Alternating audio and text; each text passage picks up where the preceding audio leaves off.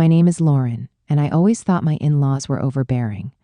But I never expected them to steal my future. When I bought my dream home, I thought it was mine. Turns out, they had already promised it to someone else. And when I refused to hand it over, they showed me just how far they were willing to go. But this time, they picked the wrong woman to control. Of all the things I expected from my in-laws, stealing my house wasn't one of them. Ethan and I had been married for 5 years, and I had long accepted that his parents, Margaret and Richard, were overbearing, opinionated, and always had a way of making everything about them. But I had learned to pick my battles, until now. I worked as a financial analyst, and if there was one thing I knew, it was how to manage my money.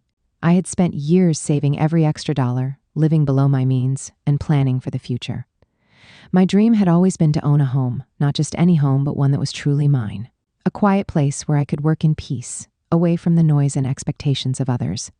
So when I finally found it, a cozy 3-bedroom cottage in a quiet suburb, just far enough from the city but close enough for convenience, I didn't hesitate. I put down the deposit, signed the papers, and for the first time in my life, I felt like I was standing on solid ground.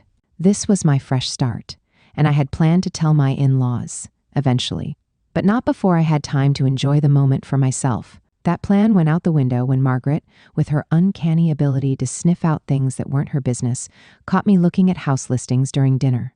"Lauren, what's so interesting on your phone?" Her voice was sweet but laced with something sharper. I hesitated, but Ethan, ever the peacemaker, chimed in before I could deflect. "She's been looking at houses," he said casually, taking a sip of his wine. "Actually, she just bought one." Silence. The kind that presses against your skin, heavy and suffocating. Margaret's fork clattered against her plate. Richard's gaze darkened. And then, from across the table, Sophie, Ethan's older sister, perked up like a cat who had just spotted a mouse. "You bought a house?" Margaret's voice was eerily calm. I swallowed. "Yes, just a small place, nothing fancy." Her eyes flickered to Sophie, then back to me. "Where?" I hesitated, suddenly aware that something wasn't right. "In Crestwood." Another silence, this one colder. Sophie let out a small gasp, her face lighting up. "Oh my God, that's amazing. I can't believe you actually got it." The way she said it sent a chill down my spine. "Got what?" Margaret exhaled, shaking her head with something between exasperation and disappointment. "Lauren, we need to talk." That was when I realized I wasn't just fighting for a house. I was about to fight for my freedom. I felt the weight of the room shift the moment Margaret said, "Lauren, we need to talk." Her voice was calm, but it carried the kind of authority that made it clear she expected obedience. I glanced at Ethan, hoping for some kind of support, but he was staring down at his plate, suddenly very interested in his mashed potatoes. Sophie, on the other hand, was practically glowing, like she had just received the best news of her life. And something in my gut twisted. Before I continue this story, I want to connect with all of you, my incredible viewers.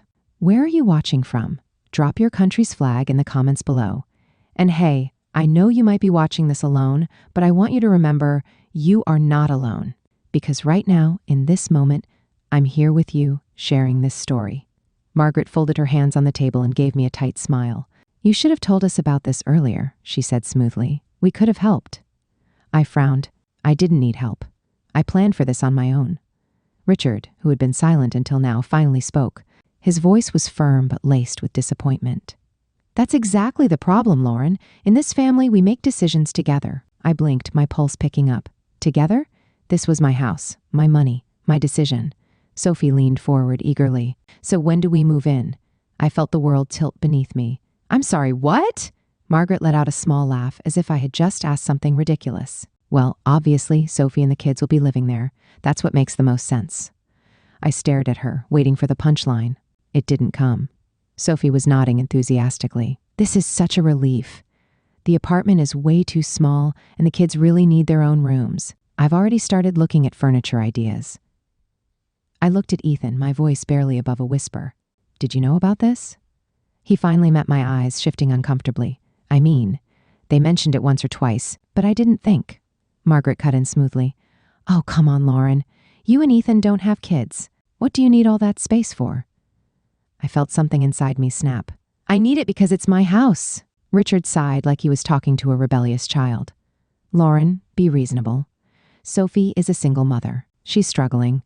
You two are doing fine. Why wouldn't you want to help family?" I could barely breathe.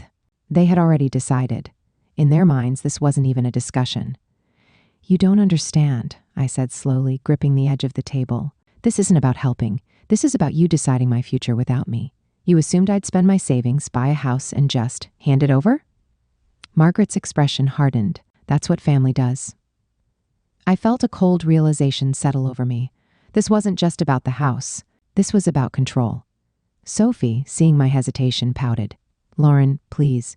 The kids have nowhere else to go." I pushed back my chair, my heart pounding. "Then maybe you should have planned for them the way I planned for myself." The room fell silent. I saw the moment Margaret's patience snapped. Her polite mask dropped, replaced by something sharper. "If you walk away from this," she said quietly, "you will regret it." I swallowed hard, every instinct in me screaming run. And for the first time in my life, I decided to listen. I took a deep breath, my pulse pounding in my ears. The air in the dining room felt thick, suffocating. Margaret's stare bore into me, her lips pressed into a thin, disapproving line. Richard sat back in his chair, arms crossed, his expression one of cold disappointment. Sophie, meanwhile, was shifting in her seat, already acting as if the house was hers. Ethan still hadn't said a word. "I don't know what kind of decision-making happens in this family," I said slowly, my voice dangerously calm. "But in my world, people don't just assume they have the right to someone else's house." Margaret let out a sharp breath, shaking her head as if I was being unreasonable. "Lauren, stop being dramatic. This isn't about taking anything from you. It's about making a smart choice for the family." I let out a bitter laugh. "The family or just Sophie?" Sophie gasped like I had just slapped her. "How can you say that? I'm a single mom, Lauren. I have 2 children to think about. And I have myself to think about," I snapped back. "No one consulted me before deciding my house was a charity project. No one asked if I even wanted to live with another family. You all just assumed." Richard's voice was like steel. "Because that's what family does, Lauren. We help each other." I gritted my teeth. Funny, because when I was working extra hours, saving every penny, skipping vacations while everyone else was going on trips, where was this family then? Sophie let out an exaggerated sigh. "Oh, come on, don't act like you struggled. You don't have kids to feed. It's not the same." My hands curled into fists under the table. "No, it's not the same. I planned for my life. I made sacrifices to get here. And now you expect me to give it all up?" Margaret's patience was wearing thin. "You're being selfish, Lauren." I let out a short laugh, shaking my head. "Selfish? Do you hear yourselves? You're demanding I give up my house, for free. And I'm the selfish one." Richard rubbed his temples, sighing like I was a child throwing a tantrum. "If you don't want to help your sister-in-law, that's fine. But don't expect us to just sit back and let you ruin this family's dynamic." I could feel my heart pounding harder. "Ruin the dynamic?" Margaret's voice dropped lower, colder. "If you refuse to reconsider, there will be consequences." A chill ran down my spine. "Are you threatening me?" Her smile didn't reach her eyes. "I'm giving you a chance to rethink your priorities." I turned to Ethan, my last hope in this room full of vultures. He had been silent this entire time, his hands folded in his lap, his jaw tight. "Say something," I demanded. "Tell them this is insane." His fingers twitched. He took a slow breath, then said the worst possible thing he could have. "Lauren, maybe we should just think about it." I felt the floor tilt beneath me. "Think about it." Ethan ran a hand through his hair, avoiding my gaze. It's not like we need all that space, right? And Sophie really does need it." Sophie beamed, her eyes flicking between us like she had already won. My hands trembled. "Are you actually taking their side?" Ethan sighed. "It's not about sides, Lauren." I pushed back my chair abruptly, the legs scraping against the hardwood floor. "It absolutely is.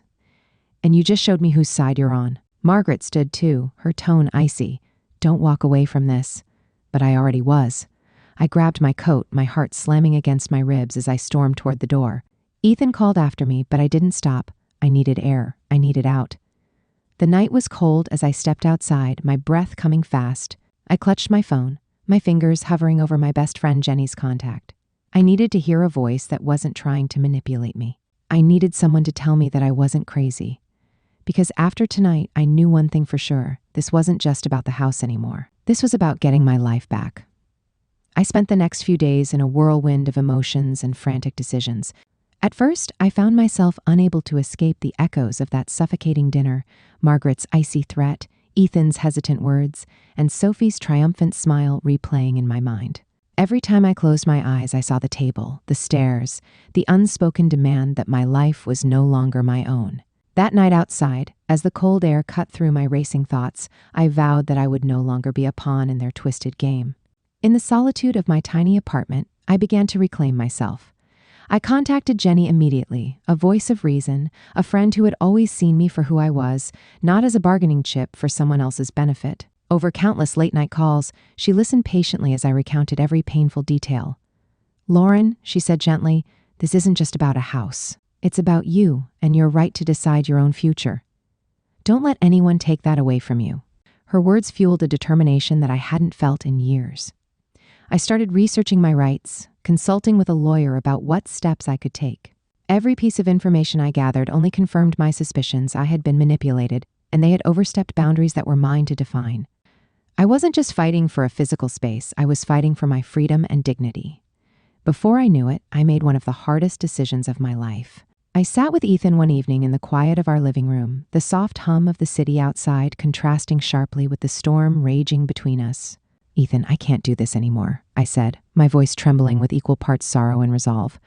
"I've spent my whole life planning for my future, working every day to build something that's mine. And now you're telling me that your family, our family, decides it for me. I can't live like that." Ethan's eyes searched mine for an answer I wasn't sure I could give. He shifted uncomfortably, his silence speaking volumes. "Lauren, I'm sorry," he murmured, but the apology was hollow. I knew then that I wasn't alone in this realization. Deep down, he had always leaned on his family for guidance, even when it meant silencing me. That night marked the beginning of my new life. I packed only the essentials, leaving behind the memories of a time when I tried to please everyone. With each box I sealed, I felt the weight of their expectations fall away. I changed my phone number, blocked countless calls, and even updated my email address. Every step was a declaration of independence, a final, resounding no to the coercion and control that had once defined my life. The day I moved into my new house was surreal. I remember stepping into a charming, sunlit cottage that was waiting just for me, a place where every corner echoed with possibility and hope. The garden, though a bit wild at first, promised a future of gentle afternoons and quiet moments of reflection. I spent the morning arranging my belongings, each item a symbol of my reclaimed space. In that moment, I wasn't just decorating a house. I was rebuilding my identity brick by brick. In the weeks that followed, I began to see the fruits of my hard-won freedom. My days were filled with long walks through the neighborhood, evenings spent with new friends who appreciated me for who I was, and a slowly growing garden that mirrored my own resilience. I enrolled in online courses to further my career, and with each class, I discovered new aspects of myself that had long been buried under years of compromise. Yet, even as I embraced this new chapter, the repercussions of my decision rippled outwards. One afternoon, as I was enjoying the quiet of my home office, a familiar name flashed on my caller ID. It was Margaret. With a steady hand, I answered, bracing myself for another round of manipulations. "Lauren, I just want you to know," she began, her tone oozing false concern. I cut her off before she could continue. "I'm not interested in your apologies or your empty promises," I said firmly. "My house is my sanctuary now, and I will never allow anyone to dictate my future again." There was a pause on the other end, and I could almost see the shock in her eyes. "You're making a huge mistake," she finally whispered. "I'm making the right choice," I replied. "And if that means standing up to you and reclaiming what is mine, then so be it." I hung up the phone, feeling lighter than I had in years. The final blow came unexpectedly a few days later. A public post by Sophie on social media painted me as the ungrateful villain, a selfish woman who had abandoned her family in a time of need. It hurt deeply, but I realized then that I had never been more true to myself than in that moment. I responded with a quiet dignity, sharing my own story of struggle and liberation, inviting others to stand up against the very pressures I had once endured. The post resonated with countless viewers, many of whom sent messages of support and shared their own stories of breaking free from toxic family dynamics. And so, as the dust settled, I found solace not in the approval of those who had tried to control me, but in the knowledge that I was finally living my truth. I embraced my independence, cherishing every small victory and every step taken away from the past. My new home became a symbol, a testament to the strength it takes to carve out your own path, even when those closest to you refuse to understand. In the quiet of the night, as I sat on the wraparound porch with a steaming cup of tea, I realized that family isn't always defined by blood or duty. Sometimes, family is the community you choose, the friends who lift you up, and the inner strength that guides you through the darkest storms. I was no longer a prisoner of expectations, no longer a silent victim of manipulation. I was Lauren, strong, independent, and finally free. And as the stars emerged one by one in the velvet sky, I smiled, knowing that every ending is just the start of something new. This was my beginning, a life crafted on my own terms, with no one to tell me how to live it. This story is about freedom, self-worth, and the courage to stand up for yourself, even against family. It's a reminder that respect matters more than blood and that no one has the right to control your life. Now, I want to hear from you. Drop a 2 if you love this story or 7 if you didn't, and tell me why. Have you ever faced family pressure like this? Let's talk in the comments. If this story resonated with you, hit the like button and subscribe for more powerful stories. Thanks for being here. See you in the next one.